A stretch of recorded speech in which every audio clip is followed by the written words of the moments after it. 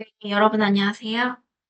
자, 제가 이번 영상에서는 여러분들이 중급회계의 이 재고자산에서 재고자산이 이 어떻게 당기순이익에 미치는 영향인가? 라고 하는 영상을 한번 찍어볼 거예요. 이번 첫 영상에서 이제 심화부터 바로 가지 않고 재고자산 완전 이해하기 기본 논리부터 쭉 한번 가보도록 하겠습니다. 자, 여러분들 재고자산 구할 때, 제가 조금 안타까운 게 뭐가 있냐면, 네, 재고자산을 보통 분개로 많이 풀어요. 그래서 이 분개로 푼다는 거 뭐 나쁘지 않아요. 그쵸? 근데 여러분들이 이 재고자산이나 혹은 다른 챕터도 마찬가지로 이 중급회계는 논리를 잘 세우게 되면 여러분들이 나중에 뭐 조금 어려운 문제를 푼다던가 아니면 2차 문제를 푼다던가 했을 때 많이 쉬워집니다. 그래서 이 기본 논리 여러분들한테 오늘 알려주려고 영상을 한번 찍어 볼게요. 자, 여러분들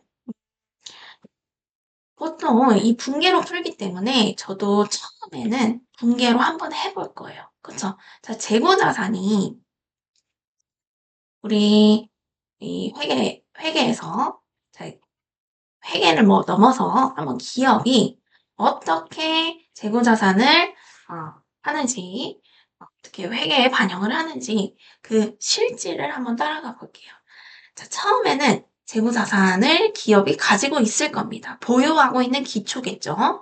이 기초를 가지고 있다가 중간에 재고를 팔 기업이라면 외부에서 그쵸 사오겠죠. 매입하겠죠. 그리고 매입한 그 재고를 팔 거예요. 매출. 그리고 남은 잔액이 기말에 남아있는 거. 그러면 이 재고자산이 회계에 어떻게 영향을 미칠 것인가 라는 것은 이 매입과 매출로 정해지겠죠. 그쵸? 그리고 이 기초 매입 매출 기말은 재고자산의 T 계정으로 펼쳐서 보면 재고자산 자체는 자산이기 때문에 기초는 차변에 얼마 이렇게 되겠죠. 그리고 매입도 재고자산이 늘어나는 거니까 이렇게 차변에 늘어나겠고 기말에 얼마가 남아있을 겁니다. 그리고 CGS 팔린 금액을 이렇게 비용화된다는 금액이다라고 해서 재고자산의 T 계정의 대변에 적어줄 거예요. 그래서 여러분들이 보통 공부를 할 때 어떤 순으로 공부를 하냐? 보통은 이렇게 공부를 해요. 그쵸?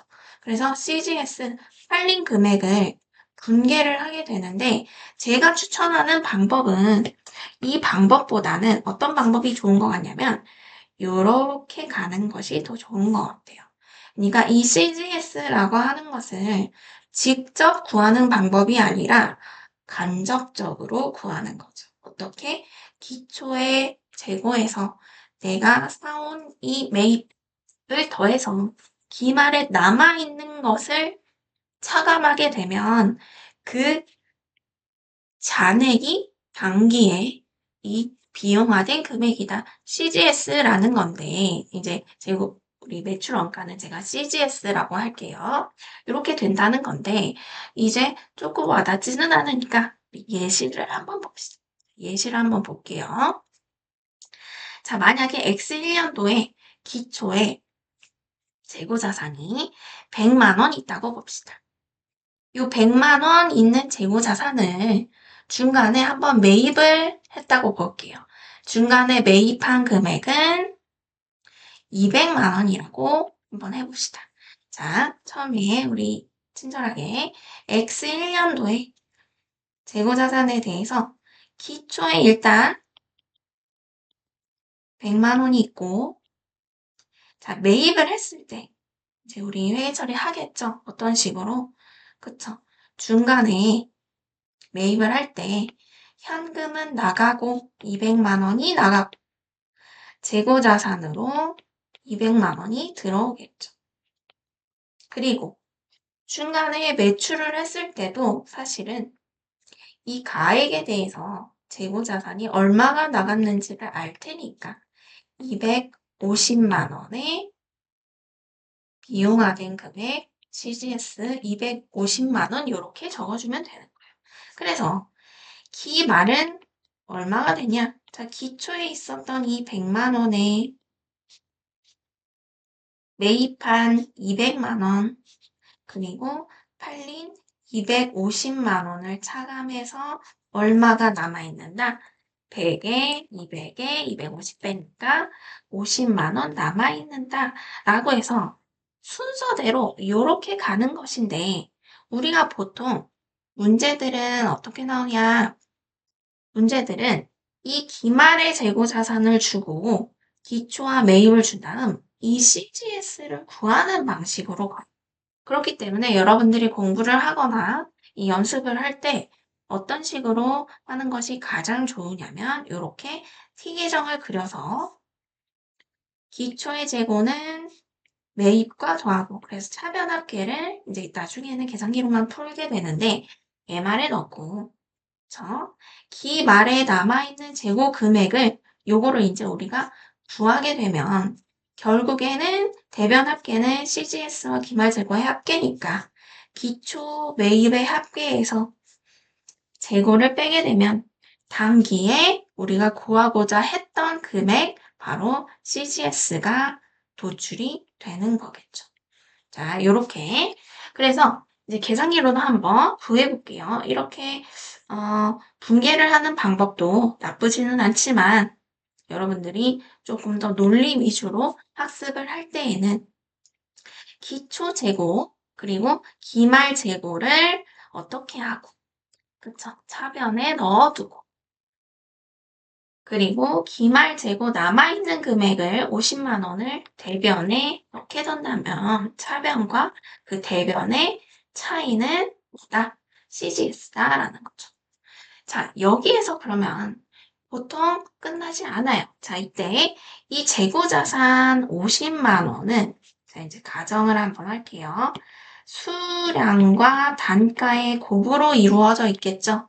그래서 수량과 단가를 한번 주게 되면 1000개 그리고 단가는 장부상 단가는 500원이라고 이제 가정을 해봅시다.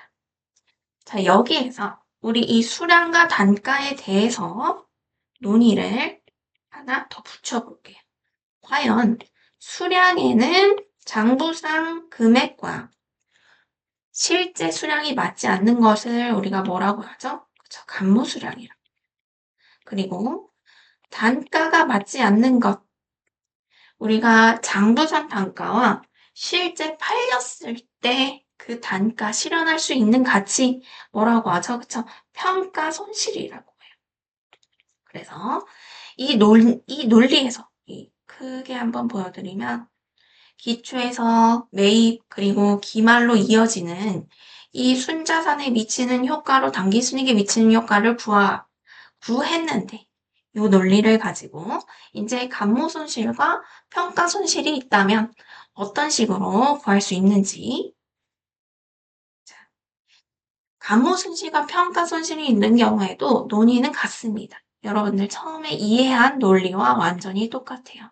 근데 거기에서 이 감모와 평가 손실을 이해하는 게 먼저 중요합니다.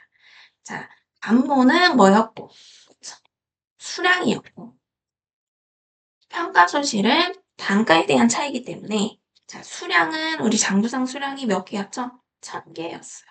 그리고, 창고에 있는 실사 수량이 900개라고 한번 볼게요. 그러면 우리 창고에서 몇 개가 없어진 거죠? 그쵸? 100개가 감모가 돼서 없어진 겁니다. 자, 근데 거기에다 더불어서 이 900개 실제 남아있는 재고는 원래는 얼마짜리였는데 그쵸? 장부상 단가 500원이었는데 실제로 내가 팔릴 금액이 순실현 가능 가치가 얼마로 예상이 되냐? 450원이라고 이제 가정을 한번 해볼게요. 그러면 여러분들이 지금까지 풀었던 방식은 이 CGS를 구한다는 것은 계정 과목 별로 구하는 거예요. 자, CGS 한번 구해볼게요.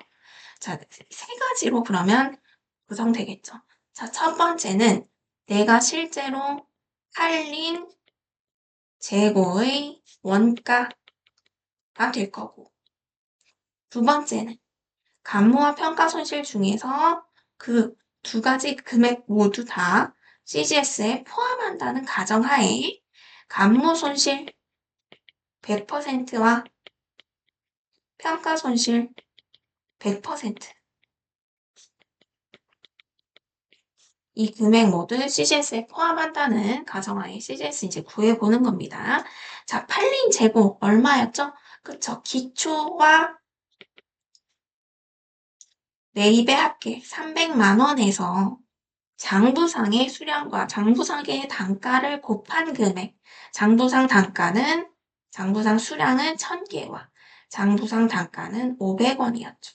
그래서 이 금액을 곱한 금액을 값이 팔린 재고의 원가가 되는 거고. 자, 두 번째, 감모 손실은 우리 몇 개가 감모가 됐었죠? 그쵸? 100개가 감모가 됐었고, 그 100개의 단가는 500원이어서 얼마다? 5만 원이라는 거예요. 그쵸? 요 금액이 되겠죠? 요 금액. 그래서 100개와 500원을 곱한 금액 5만 원이다 라는 거고, 평가 손실은 그쵸? 남아있는 재고 몇 개에서 900개에서 실제 내가 실현할 수 있는 450원과 장부상의 원가의 차이 50원이기 때문에 45,000원이 돼요. 그래서 이 합계가 모두 CGS가 되는 거예요. 그래서 계산을 해보면 300만 원에서 50만 원을 뺀 250만 원과 감모 손실 5만 원, 평가 손실 4만 5천 원, 259만 5천 원 이렇게 구할 수도 있어요. 그쵸? 이게 여러분들이 이제 푸는 방식이죠. 하지만 자, 순자산의 변동으로 한번 풀어볼게요. 순자산의 변동이라고 하는 것은 값은 일치해야 된다. 얼마와? 우리가 앞쪽에서 계산한 이 255000과 순자산의 변동은 기말의 순자산, 자, 기말의 순자산에서 항상 고려해야 될 것은 현금 등도 고려해야 됩니다. 기말의 순자산에서 기초 순자산을 뺀 것. 기초 순자산을 뺀 값이 이렇게 된다. 자, 요때 포인트는 기말의 순자산, 기초 순자산에서 기말의 순자산은 저가법으로 평가한 후로 반드시 고려를 해줘야 됩니다. 그래서 저가법으로 평가를 했을 때 그 금액은 실사수량이 몇 개가 있었고 900개가 있었고 그리고 단가라고 하는 것은 둘 중에 작은 값이죠. 장부상의 단가 500원과 NRB 450원과 작은 값, 그 두 값을 비교했을 때 작은 값으로 평가된 것이 저가법 평가 후의 단가겠죠. 그래서 기말의 순자산은 요 금액이 되는 거. 네, 요거를 잘못 적어줬네요. 요거를 요렇게 그리고 기말의 순자산에 반드시 이 현금을 고려하라. 현금 200만 원 나간 게 있었죠. 매입으로. 그리고 기말은 기초 순자산은 재고자산 100만 원이 되는 거니까 이렇게 계산을 했을 때 450원 그리고 900개 거기에 200만 원 뺀 금액에서 100만 원을 그대로 빼주면 되는 겁니다. 그러면 마이너스 259만 5천 원이 뭐다? 순자산이 변동된 값이다. 2550이 비용으로 된다고 이제 결론을 내릴 수가 있는 거예요. 자, 이 값이 우리가 앞에서 계산한 2595000 그리고 순자산의 변동 2595000 반드시 일치한다라는 논리를 여러분들이 그냥 공부를 하시지 마시고 이 검증해가는 방식으로 공부를 해가면 굉장히 좋습니다. 그래서 우리가 다시 한번 선생님 그러면 이 순자산 변동으로 구하는 방법을 계산기로도 한번 풀어줄 수 있나요? 라고 한번 제가 보여드리면 기초에 보통 이제 문제들은 어떤 식으로 나오죠? 요 앞에 문제들이 나와요. 그쵸? 앞에 문제들. 이 앞에 문제들은 어떤 정보를 주어지냐? 기초의 재고자산이 얼마가 있었다. 그리고 단기의 매입이 얼마가 있었다.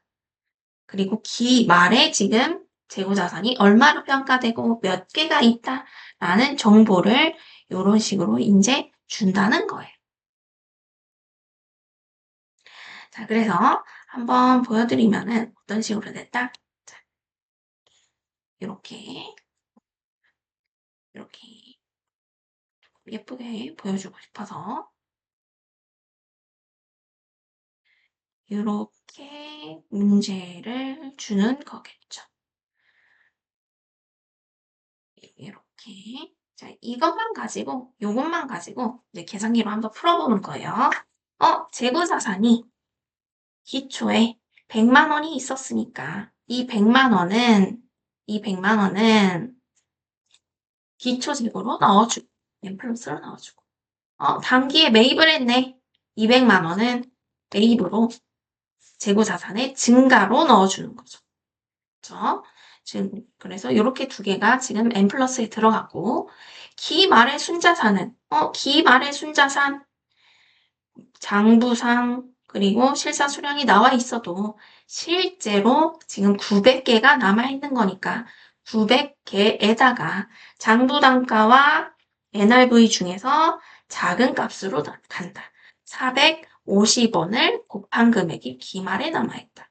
그러면 지금 뭐가 MR에 300만 원이 들어가 있고 GT에 기말에 순자산 순액이 들어가 있으니까 뭐에서 뭐를 뺀다? 그쵸? 기말에서 차변에서 대변을 뺀다. 이런 식으로 가면은 259만 5천 원 이렇게 계산을 여러분들 이렇게 쓰지 않아도 계산기로만 할 수 있다는 거예요. 그쵸? 그래서 이 논리를 가지고 이제 추가로 하나를 더 설명을 할 겁니다. 어떤 식으로? 그쵸? 지금은 논의가 굉장히 단순했어요. 논의가 이 평가 손실과 평가 손실 그리고 감모 손실 이 두 가지를 모두 CGS에 포함을 하는 경우를 가정을 하고 푸는 건데 이제 제가 다음 영상에서 한번 끊고 갈 건데요. 다음 영상에서는 이 평가 손실과 감모 손실 둘 중에 하나를 만약에 기타 비용으로 처리한다면 CGS는 어떻게 구할 것인가? 라는 논의로 한번 확장을 해보도록 하겠습니다. 이번 영상은 여기서 마칠게요.